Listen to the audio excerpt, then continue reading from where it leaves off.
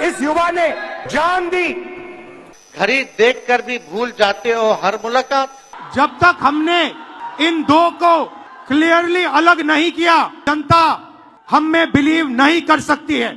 बिहार में कांग्रेस का पत्ता बिल्कुल साफ हो गया है। यह तो पूरी तरह से हर कोई समझ चुका है कि जब से 1990 में लालू यादव की एंट्री हुई थी, उस समय से लेकर करके अब तक पूरी तरह से कांग्रेस साफ हो चुकी है। यानी 30 सालों तक उनका एक भी पत्ता काम नहीं कर रहा है और कुछ भी चीज़ें एक्टिव मोड में नहीं नजर आ रही है, यानी पूरी तरह से समाप्त हो चुकी है।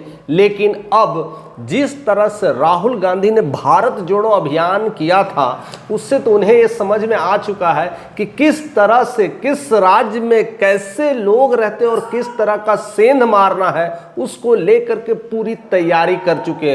और इस बार बिहार विधानसभा 2025 में वो पूरी तरह से हुंकार भरने के लिए तैयार हैं और उसी के लेकर करके अब उन्होंने लॉन्च किया है कन्हैया कुमार को।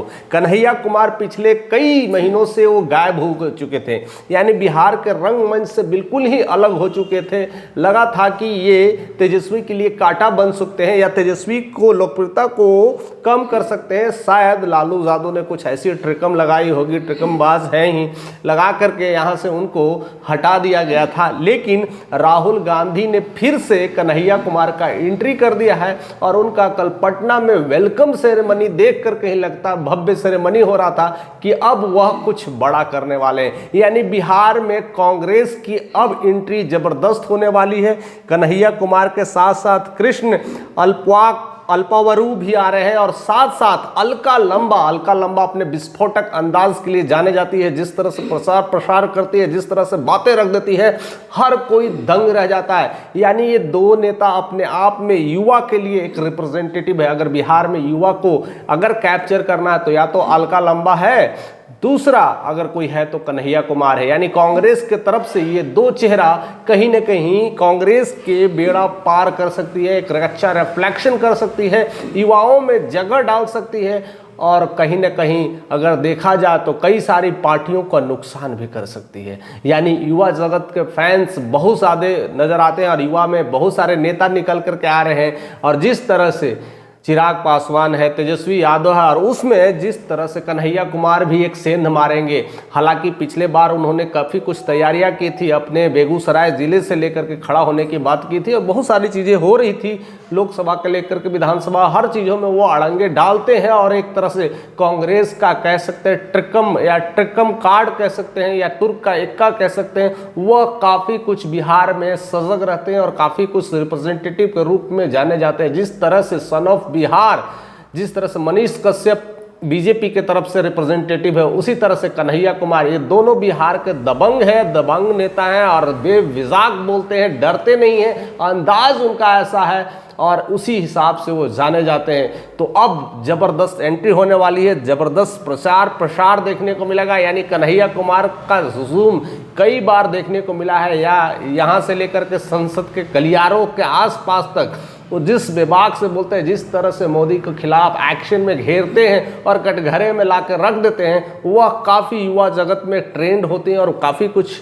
उनकी लोकप्रियता भी बढ़ी है। यानी कन्हैया कुमार अब पूरी तरह से बिहार में एक्टिव हो चुके हैं, सक्रिय हो चुके हैं और कहीं ना कहीं उनका वेलकम सेरेमनी देख करके अब लगता है कि बीजेपी के लिए अब खतरे की घंटी है। इवन तेजस्वी के लिए भी एक खतरे की घंटी हो सकती है। अगर उनका महागठबंधन अगर सक्सेसफुल नहीं रहा, अगर किसी तरह का लोचा हो गया, जैसे दिल्ली में लोचा चल रहा है, अगर बिहार में भी लोचा हो गया तो समझो ना कि पूरा साफ कर दिया जाएगा। यानी एक दूसरे के साथ कहीं ना कहीं लड़ करके एक दूसरे को ही बर्बाद कर देंगे और ऐसा दिल्ली में देखने को मिला था। और इसका भविष्यवाणी कहीं ना कहीं रामविलास के सुपुत्र चिराग पासवान ने भी कर दिया है कि ऐसी स्थितियां और परिस्थितियां होने वाली है, क्योंकि रामविलास हमेशा भविष्यवाणी के लिए जाने जाते हैं और फोरकास्ट करते हैं। और उसी के तरह चिराग पासवान ने भी फोरकास्ट किया, जिस तरह से दिल्ली का आपस में महागठबंधन आपस में लड़ करके एक दूसरे को खा गई, उसी तरह बिहार में स्थितियां होने वाली। यानी बिहार में भी अब क्या क्या होता है, किस तरह की रणनीतियां होती है, ये तो महागठबंधन की सोच पे डिपेंड करता है कि उनको सीट को लेकर के किस तरह से बंटवारे होगी, या राहुल गांधी पूरी तरह से एक्टिव होकर के बिहार में जिस तरह से अपना दाव पेच खेलेंगे।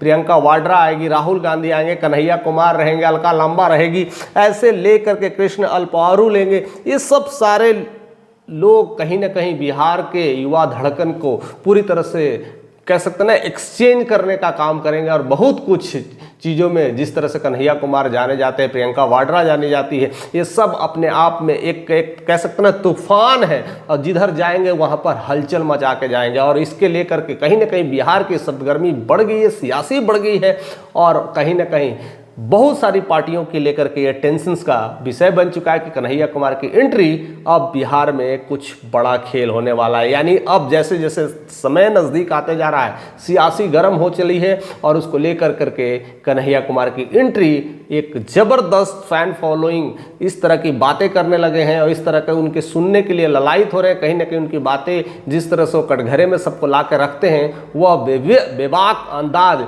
हर कोई सुनने के लिए तरस रहा है, और उसके लेकर के वो बहुत कुछ कर सकते हैं। फिलहाल आप उनके बारे में क्या सोचते हैं, किस तरह के राय लगते हैं, आप हमारे साथ हैं।